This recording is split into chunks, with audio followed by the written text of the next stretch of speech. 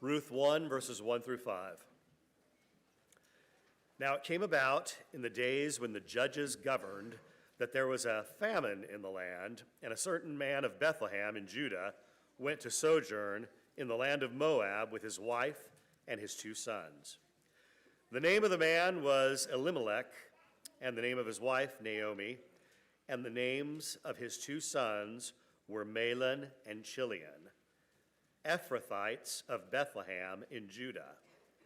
Now they entered the land of Moab and remained there. Then Elimelech, Naomi's husband, died, and she was left with her 2 sons. They took for themselves Moabite women as wives. The name of one was Orpah, and the name of the other was Ruth. And they lived there about 10 years. Then both Mahlon and Chilion also died, and the woman was bereft of her 2 children and her husband.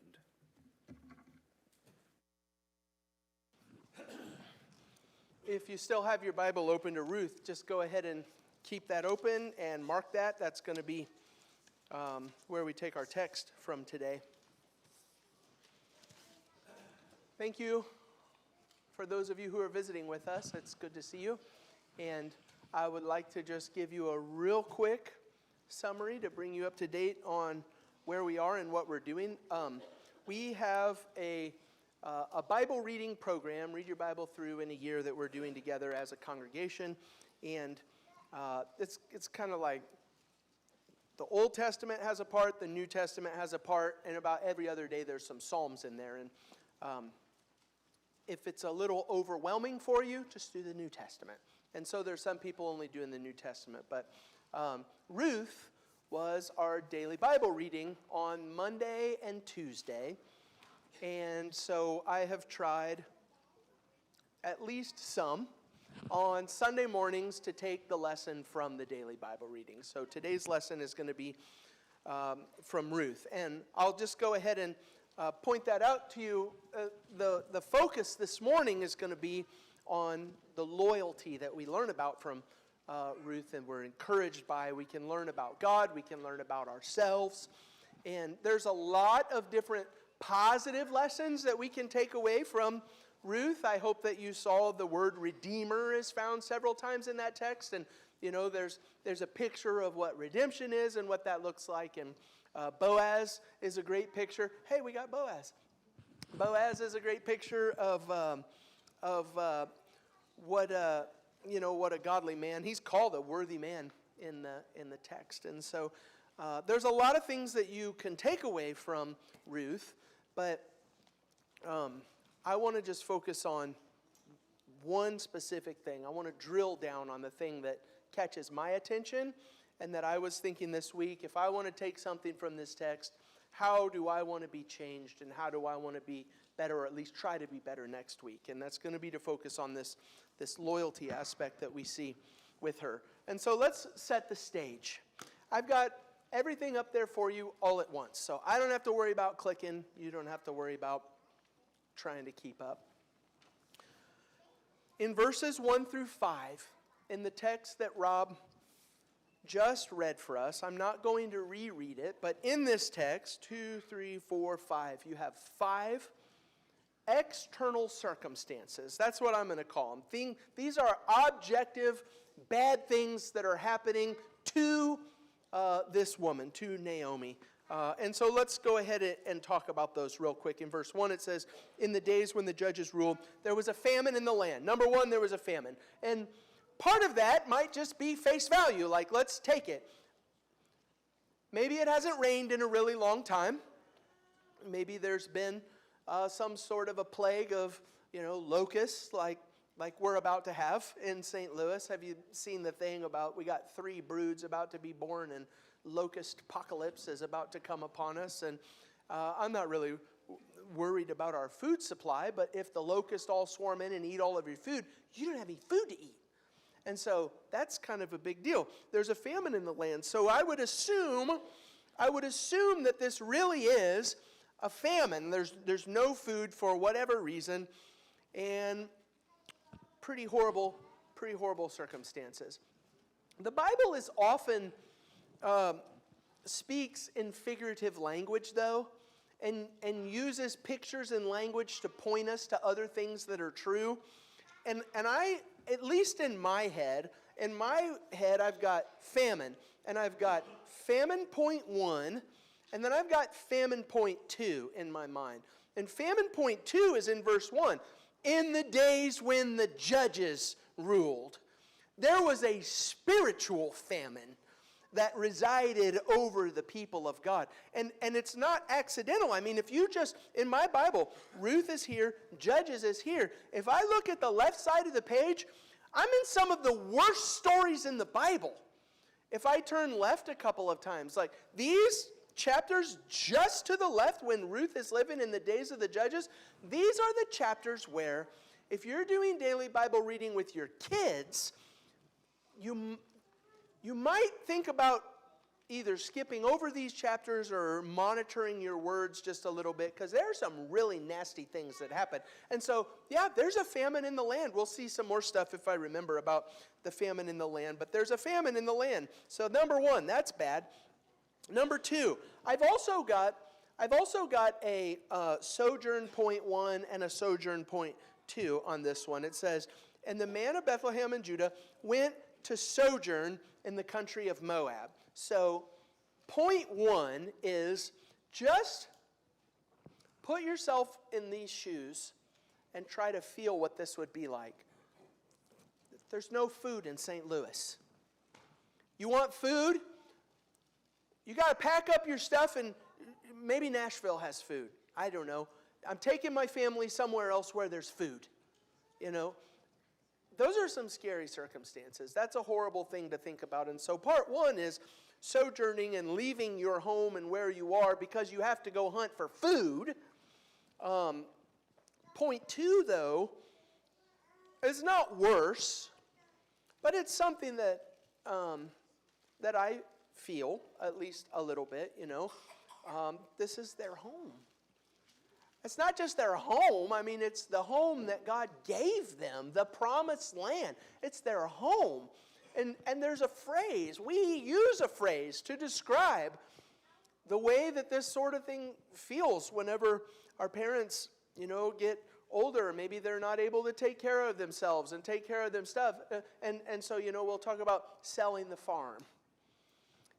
And selling the farm is not a positive thing. It's like, this is where I am, and all of my people are, and all of my stuff is. And then you have to leave that for some external reason. And so I want to feel how bad this stinks for Naomi. So there's a famine in the land, there's sojourning in the land. In verse 3 it says her husband died. That's not very much fun. There's another thing. There's also, I think, a husband died point 1 and husband died point 2, and we're back into the, you know, the maybe there's some figurative stuff going on here with the death of Elimelech, her husband. Point 1 is losing the spouse. It's not fun for Naomi right now. Part 2, though, this is something worth paying attention to. Maybe you would write this in the margin of your Bible if you don't have a note about this. Elimelech is a name that means my God is king. And if you read it according to the actual words of the meaning of Elimelech, in the days of Judges, my God is king has died for Naomi. So it's like bad. Everything for this poor woman is bad and bad and bad. In verse 4, she has 2 sons. In verse 4, those 2 sons went and took Moabite wives.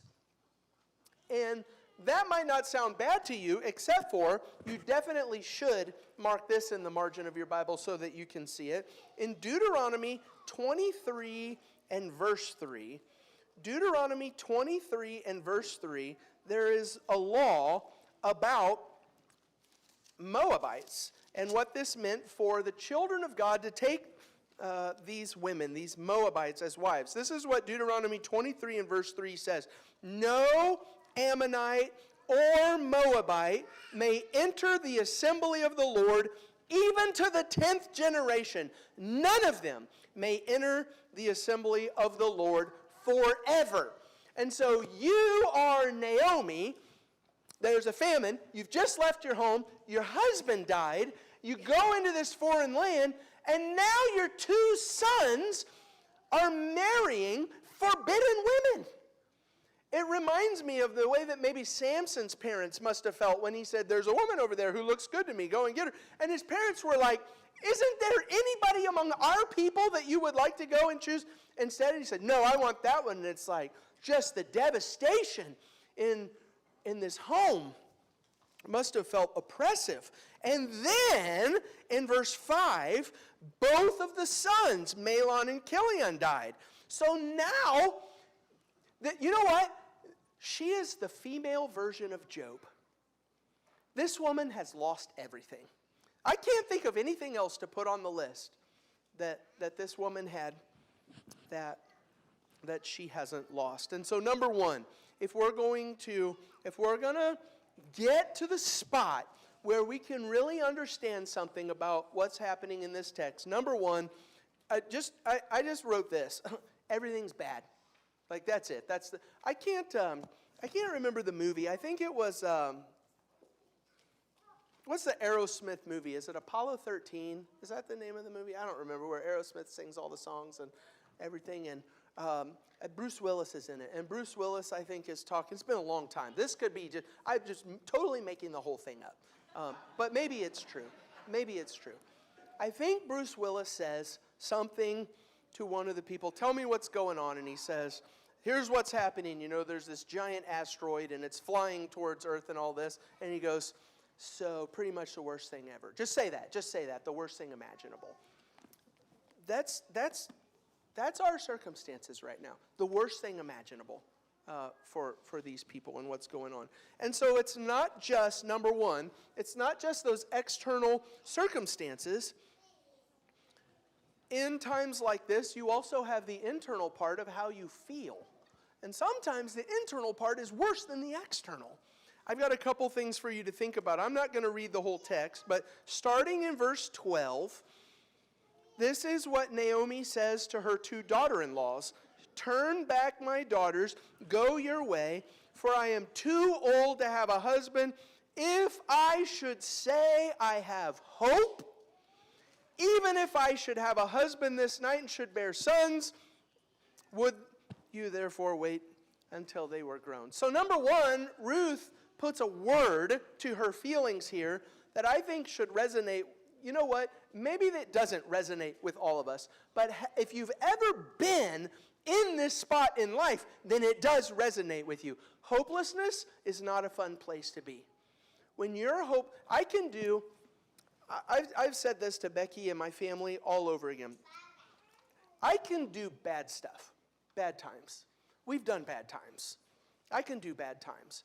What I can't do is bad times with no sight for the future. Like no hope for what's coming. Because you can do bad times so long as you can see, oh, hey, look, there's the end of the road here. But hopelessness is almost worse than the bad times. Because it's just like, what is there for me? Nothing. And so number one, she feels hopeless. Number two, I'm going to start the second part of verse 13. Would you therefore refrain from marrying? No, my daughters, for it is exceedingly bitter to me for your sake. Bitter is this. Imagine that you eat a bitter root. That's often the thing that happens in the Bible here. Imagine that you take a bitter root and you go like this. You take a bite and you go, ugh. And now you take that picture of, ugh. And you take that picture and you say, that's what my life is right now. My life is bitter.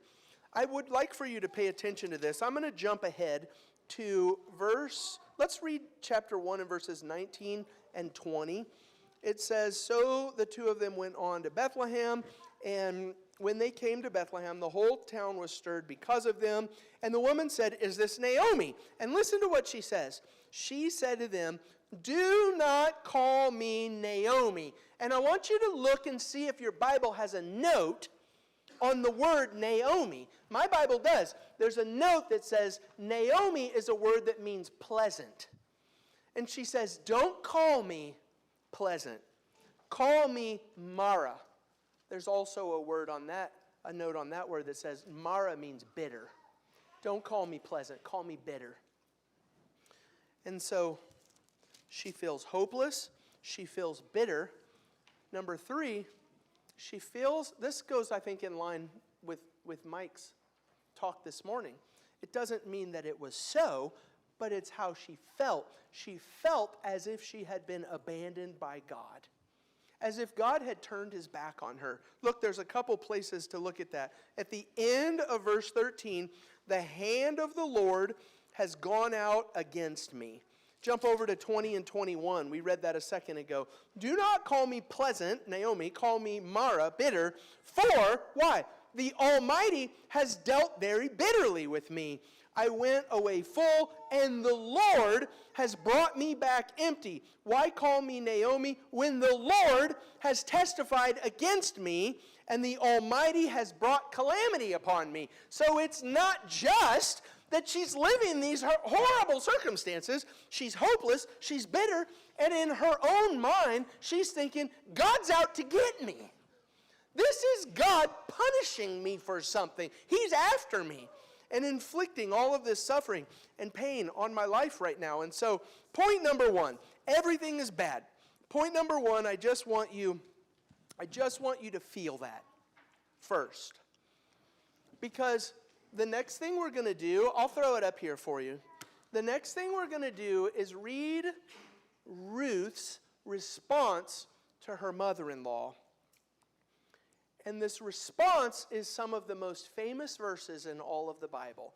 And even if it's just by itself, if you're at a wedding and I'm doing the wedding and I read these verses at the wedding, the verses are beautiful and they're famous for a reason. Like they're beautiful all by themselves. But they're even more beautiful when you consider them in this context. Naomi says to her 2 daughter-in-laws, leave. Oh, I think I left something else off that list. One of them leaves. In verse 15, see, your sister-in-law has gone. And so, I'm sorry if you've already moved on in your notes, but there's one more thing to add. Like her family's walking away from her. Leave. Okay, she left. But not Ruth. In verse 16, Ruth said, do not urge me to leave you or to return from following you, for where you go, I will go, and where you lodge, I will lodge. Your people shall be my people, your God shall be my God. Where you die, I will die, and there I will be buried. May the Lord do so to me and more also, if anything but death parts me from you. So the thing that I would like for you to think about in what Ruth said to her mother-in-law, especially, I'm going to just click here real quick. We're not going to stay here, but look at this. Especially if you come up here, you know what? I didn't tell the truth. I think I will stay here for a second so we can go through this together and think about this together. Ruth didn't just say these beautiful words and do this beautiful thing. Cool, I'm glad to see it. She had everything to lose by doing this. And so you think about Naomi and her family left because there was a famine in the land. And one of the things that I think might be happening here is the spiritual famine in the land. And Naomi says, hey, listen, you don't want to come back with me to that place because there's a lot of bad stuff going on right now. And Ruth says, I don't care what it's like. I'm not leaving you. I'm not going anywhere.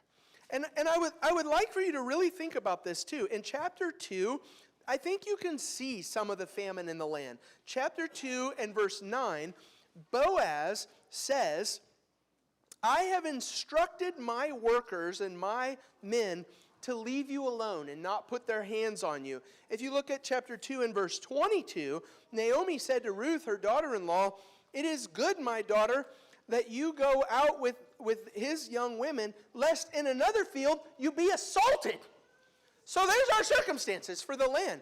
And Ruth is willingly, voluntarily giving up her own home, just as Naomi sojourned and went to where the Moabites were. Ruth was a Moabite. She left her home and sojourned with her mother-in-law Naomi into a land full of spiritual famine. You want to think about the sons who took Moabite wives. The law of the land is no Moabite women right now. I wonder if Ruth was mistreated in the land. If all of the Jewish people, I mean, it kind of seems like at this point in Jewish history, they just didn't care about what the Bible said. But I wonder if the Jewish people were like, spit on the ground every time they saw her, Moabite woman. You're not one of us. You don't belong here.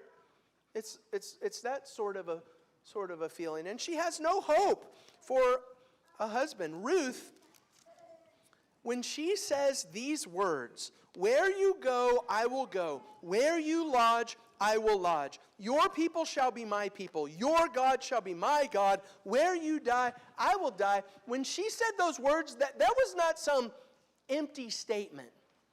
She gave up everything because of that sense of loyalty that she had to her mother-in-law. And that loyalty is the thing that I want us to think about for a second. I'll throw all four of these up so you can see where we're going right now too. The loyalty that we're reading about right now is not limited to those beautiful famous verses, "Where you go, I will go." It's something that everybody could see about her and everybody knew about her. Chapter 2 and verses 10 through 12.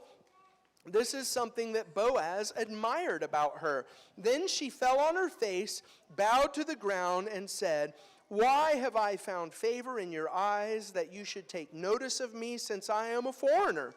But Boaz answered her, 'All that you have done for your mother-in-law since the death of your husband has been fully told to me, and how you left your father and mother and your native land and came to a people that you did not know before.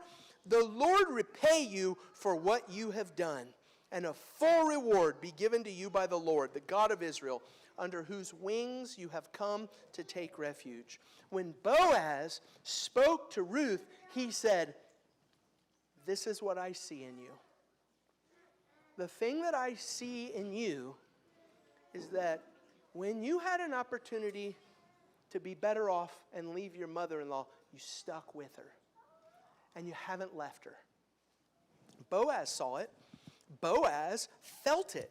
In chapter 3 and verses 9 and 10, Boaz says to Ruth, and I'm assuming this is in the middle of the night, "Who are you?" And she says, "I'm Ruth, your servant. Spread your wings over your servant, for you are a redeemer." And he said, "May you be blessed by the Lord, my daughter.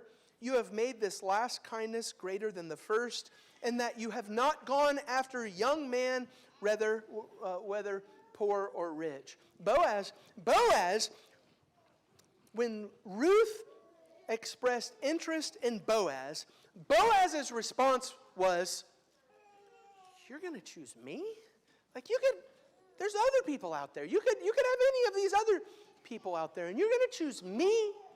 And so he felt that about her. In chapter 3 and verse 11, everybody saw this with Ruth. "Now, my daughter, do not fear, for I will do for you all that you ask." Why? "For all my fellow townsmen know that you are a worthy woman." And then in chapter 4 and verses 14 and 15, this is the last thing that we'll read about this today. Chapter 4 and verses 14 and 15. Listen to what the other women said to Naomi about how blessed she was to have Ruth as a daughter-in-law who stuck with her. 14 and 15. The women said to Naomi, "Blessed be the Lord, who has not left you this day without a redeemer, and may his name be renowned in all Israel. He shall be to you a restorer of life and a nourisher of your old age. For your daughter-in-law who loves you, who is more to you than 7 sons, has given birth to him. When all of the women in town saw that Naomi had Ruth as a daughter-in-law, they sang songs about it. How blessed are you to have this woman who stuck with you when anybody else would have left. Okay, there's our circumstances. Everything is bad. Ruth demonstrates a beautiful, just astounding level of loyalty towards her mother-in-law that paints a picture for us that I think is one worth copying in our own lives, in our own hearts. So I have a couple things for you, and then we'll be done. Number one, as is true in all Bible study, the goal is to know God from what we're reading. And you would say, how can I know anything? If I'm going to know anything about God from the book of Ruth, it's what Naomi had to say, that God has stricken her, against her will for whatever reason. When we read this story, and we read the story about Ruth and her sticking with her people, what we're doing is we're seeing a picture of the character and nature of God. I think about in Exodus 33, when Moses asked God, I want to see you. He asked him, I don't think that the picture is, hey, I would like to see what you look like. I think what he's saying is, I want to know more about you. I want to know who you are, and I want to know what you're like. And this is God's response to Moses saying, I want to see you. I want to know you. The Lord descended in a cloud and stood with him there and proclaimed the name. He said, I'm going to tell you who I am. This is my name. The Lord passed before him and proclaimed, Yahweh, Yahweh, a God merciful and gracious, slow to anger, abounding in steadfast love and faithfulness, keeping steadfast love for the thousands, forgiving iniquity and transgression. God says, if you're going to see me, if you're going to know something about me, the thing that you need to know is that I'm not going anywhere. This is what I want you to know about me. This is what I want you to call me.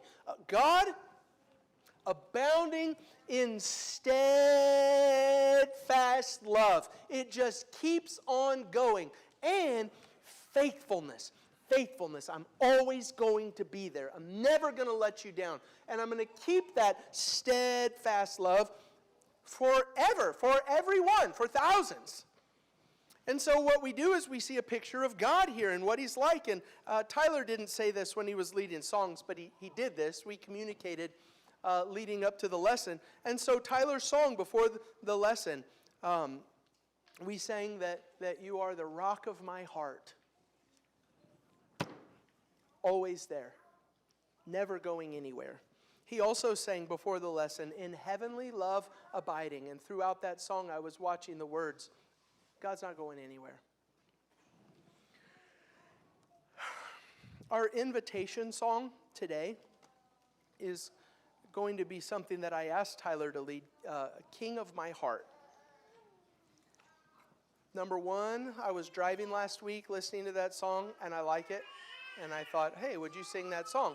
But number two, the reason why it popped into my head as I was doing this lesson is because a couple different times we're going to repeat things as we sing that song. You're never going to let me go. You're never going to let me go. And as we sing those songs over and over again, we're thinking about Ruth hanging on to her mother-in-law, never letting go. And then the last part of that song is, when the night is holding on to me, God is holding on. And we'll repeat it. And don't just sing, oh, hey, we're repeating it because there's math and this is how the song works. No, we're repeating it because never, God is always going to hold on. So number one, we learned something about God. Proverbs chapter 3 and verses 3 and 4 teaches us about the kind of people that we're supposed to be. Let not steadfast love and faithfulness forsake you. That is, you be the same kind of way that God is. Bind them around your neck. Write them on the tablet of your heart, so you will find favor and good success in the sight of God and man. And so, what time do we have here? I've got 1, 2, 3, 4. I've got 4 things I want to say about this, and we'll see how long it takes, and maybe I'll cut some out. Number 1, I want to talk about marriage here. Because as I go through the Bible and I'm pulling out, we're moving through the different texts, what that means is we're not having lessons like, here's going to be a lesson about all of the things that the Bible says about marriage and what to do and how to do it. We have to read our text and take those lessons out of the text. And so marriage is a good place for us to think about loyalty and steadfast love and faithfulness. I have a couple of suggestions for you. Number 1 is a practical thing. I think that somebody gave this to me and Becky. I don't remember where it came from. But it's something that we've done, and I would like for you to do it. I would like for you to talk about this and think about adopting this in your home. In our house, we do not even say the word divorce. It's not a word in our vocabulary. It's not something that we joke about. When something is, I'm going to leave you. Because you hear stuff like that, joking around, off the table. It's not a conversation. It's not even a word that we say. If you bring the word into your home, it's the first step towards it becoming a reality. Instead, this is what we say. And I did this to Becky last night, and I said, look at me. And I get in there, and she goes, But she still hears the words from me. And I think that it might not be might not be a bad idea if you would do this every once in a while, Grab your spouse by the hands, grab her by the face, whatever it is that you need to do, and say over and over and over again, I'm not going anywhere. Why would you say that? I just want you to know it. I'm not going anywhere.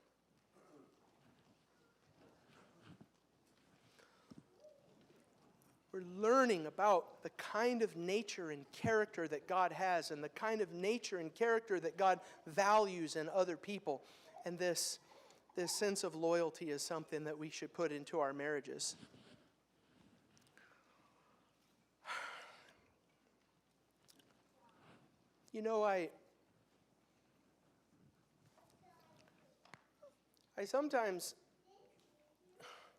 I always want to be somebody who talks about real stuff.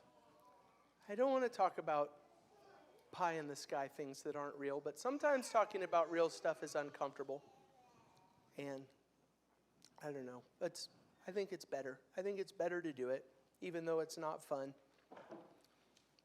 But one of the things that we did together, some of us, there's a lot of folks who have come ever since, but one of the things that we did together, some of us, as a church family, several years ago, 8, 9, 10 years ago, had to make a choice about staying when our family, people that we love, chose to walk away. And I don't even feel completely like it's fair for me to talk about this. Because I was new. 8, 9, 10 years ago, I was new. But I was writing this lesson, and I'm thinking about Jay and Paula, who have been here for a long time. Ben and Lisa, Stuart and Jonna back there. I think it's fair to say this, that some of their best friends in the whole world, spiritual world, physical world, some of their best friends turned around and walked off. And, well, we're back to the first 5 verses. That's just not very much fun when people that you love walk away. And I always think about folks like Jay and Paula and Stuart and Jonna and Ben and Lisa, for me, personally, you know, there is that extra bond that exists here because when people, a lot that they love, that we love, we're walking away, they and others who are here with us right now said, I'm not going anywhere. And you can't put a price on that. Like that's something you can't buy. That's something you can only live when the rubber meets the road. And there is a relationship capital that exists in having, when it would have been better and easier to walk away, to say, I'm not going anywhere. Those are some lessons that I've seen and that I've learned. It's not fun to think about that or to talk about that. David De Silva says it like this in one of his books. A church can no longer afford to be mainly a group of people who agree on propositional truths. Oh, hey, we all think the same things about instrumental music and how we do the Lord's Supper. A church is not just that. It must become a group of people committed to one another in love, loyalty, and mutual support. I'm not going anywhere. It might not be a bad idea to think about that and plug it into your heart and think about what kind of a person you would like to be as you think about moving forward and growing in your faith, and what kind of a Christian you want to be, and what kind of Christian you want your kids to be, and what kind of example you want them to see about this. Because, you know, here's the thing. Orpah, Ruth's, Naomi's other daughter-in-law, Orpah left, and nobody blames her for it, but also nobody remembers her. I bet when I just said Orpah, many of you right now were like, who's that? Yeah, we've been reading about her. She's the daughter-in-law who left. Ruth, on the other hand, was so highly valued and treasured by God that she became a descendant of the Messiah. And I can't help but think it's because she demonstrated the character and the personality and the loyalty of God himself. And so we're going to sing this song, and when we get to the chorus, I would like for you to think about God and how he says to us over and over again, I'm not going anywhere. If you're here this morning and you're not a Christian, at the end of every lesson we have an invitation if you know what you need to do in order to become one, or if you want to talk more about that, let me know. We can talk about that after services. Come forward now if we can do something for you as we stand and sing the invitation song.